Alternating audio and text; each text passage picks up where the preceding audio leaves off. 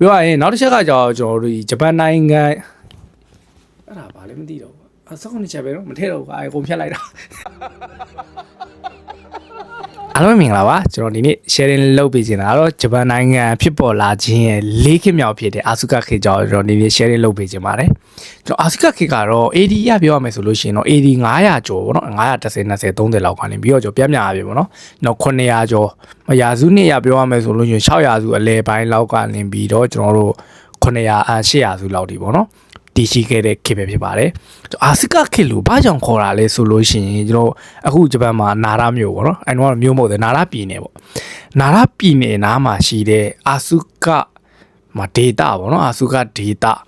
မှာအာဆုကဒေတာနီးတစ်ဝိုက်မှာဗျကျွန်တော်ဒီဘရင်နန်းတော်တွေပေါ့နော်ဘရင်နန်းတော်တွေဆောက်လုပ်ပြီးတော့ဘုရားကျောင်းတွေဆောက်လုပ်ခဲ့တယ်ပေါ့နော်အဲ့ဒါကြောင့်မလို့အဲ့ခေတ်မှာဆောက်လုပ်ခဲ့တာဖြစ်တဲ့ကြောင့်မို့အဲ့ခေတ်ကိုကျွန်တော်အာဆုကခေတ်လို့ခေါ်ရခြင်းဖြစ်ပါတယ်အာဆုကခေရဲ့အဓိကရေးပါတစ်ချက်ဖြစ်တယ်ပေါ့နော်ကျွန်တော်ဘာသာရေးဝင်ရောက်လာမှုဗုဒ္ဓဘာသာတွေဝင်ရောက်လာတဲ့အကြောင်းပေါ့နော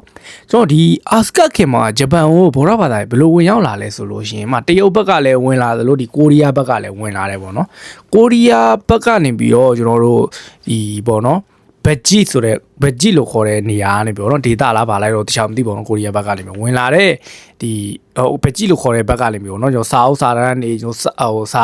ာဘာလဲဖျားစာအုပ်တွေပေါ့နော်ဖုန်းကြီးတွေဝင်လာပြီးတော့ကျွန်တော်ဂျပန်မှာပေါ့နော်ဒီဗုဒ္ဓဘာသာထွန်းကားအောင်အများကြီးကိုးဝယ်လာအောင်ကျွန်တော်စတင်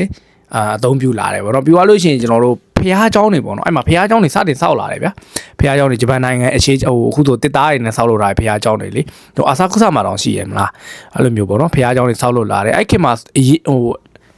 ပေါ့နော်အခြေကြဆုံးပေါ့နော်ဂျပန်နိုင်ငံအခြေကြဆုံးဖျားเจ้าကိုပြောရမယ်ဆိုလို့ရှိရင်ဟိုရီယောဂျီလို့ခေါ်တယ်ဟိုရီယောဂျီဆိုတဲ့ဘုရားကျောင်းပေါ့နော်အဲ့ဘုရားကျောင်းတော့ဒီကျွန်တော်လည်းမရောက်ဘူးပါဘူးဂျပန်နိုင်ငံရဲ့အရှိကြဆုံးဘုရားကျောင်းပေါ့နော်အဲ့လိုဘုရားကျောင်းတွေဝင်ရောက်လာတယ်ပြီးတော့အစာပိုင်းမှာဒီအာစကခီရဲ့အစာပိုင်းမှာကျွန်တော်တို့ဗာလေဆိုကလို့ခေါ်တယ်ပေါ့နော်မိသားစု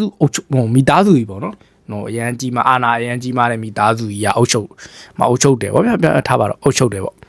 ပြီးသွားလို့ရှိရင်ကျွန်တော်ဒီဆိုကားဆိုတဲ့ပထမပိုင်းမှာဆိုကားဆိုတဲ့မိသားစုအာနာအရန်ကြီးခဲ့တယ်ဆိုပေမဲ့ကျွန်တော်နောက်ပိုင်းမှာမင်းသားပေါ့နော်မင်းသားရှောတိုးခုဆိုတဲ့မင်းသားကကျွန်တော်ဒီတရုတ်ကိုသဘောကျတာလို့ပြောရမှာပေါ့နော်တရုတ်ဘက်ကနေပြီးတော့ကျွန်တော်တရုတ်အုပ်ချုပ်ရေးစနစ်ကိုသူကအရန်သဘောကျတဲ့အတွက်တန်တမန်တွေပါတယ်စစ်လွတ်တယ်အုပ်ချုပ်ရေးတွေပြီးရင်နောက်ဆုံးဝစ်စားစင်ရင်မှုအုပ်ချုပ်ရေးတွေဝစ်စားစင်ရင်မှုနောက်ဆုံးဗျာဒီခန်းကြီးတည်လာတယ်ဆိုတာတရုတ်ကိုအခြေခံပြီးတော့ခန်းကြီးကစတင်ပေါ်ပေါက်လာဆိုတော့လူတိုင်းသိပါတယ်တရုတ်ဘက်ကနေပြီးတော့အဲ့လိုမျိုးပဲအဲ့ခင်မှာပေါ့နော်ဒီမင်းသားရှောတိုးခုကအရန်သဘောကျတဲ့အတွက်ဒီတရုတ်ကနေပြီးတော့စာပေတွေယဉ်ကျေးမှုတွေဝတ်စားစင်မှုတွေပေါ့နော်အဲ့ဒါတွေပါကုန်တယ်လာပြီးတော့ဒီဂျပန်မှာပေါ့နော်ပြန်ပြီးတော့ဗာလဲအသုံးပြုကြတယ်ပေါ့ဗျာအဲ့မှာသူကဒ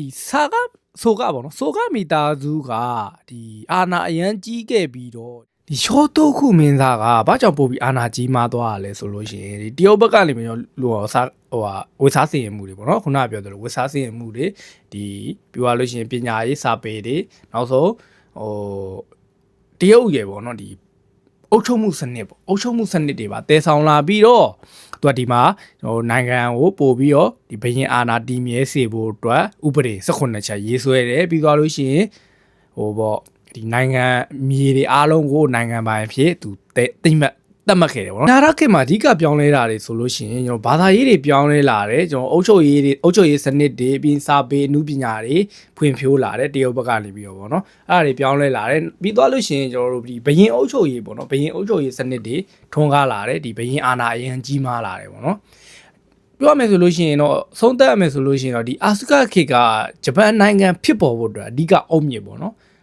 နိုင်ငံရေးဖွဲ့ပြီးအုပ်ချုပ်မှုစနစ်တွေတိုးတက်လာတဲ့အတွက်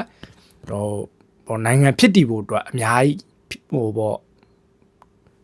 အုတ်မြစ်ရှာခဲ့တဲ့ခေတ်လို့ပြောရမှာမဟုတ်ပေါ့နော်အဲ့တော့ကျွန်တော်ဒီဗီဒီယိုကတော့ဒီနေရာမှာပဲဆုံးသက်ပါပဲနောက်တစ်ခေတ်ကတော့ဂျပန်နိုင်ငံကိုတကဘာလုံးကအတိမတ်ပြုလိုက်တဲ့ခေတ်ပေါ့နော်ကျွန်တော်နာရခေတ်အကြောင်းကိုကျွန်တော်ပြောပြပေးခြင်းပါတယ်အားလုံးပဲကြည့်ပေးတဲ့အတွက်ကျေးဇူးအများကြီးတင်ပါတယ်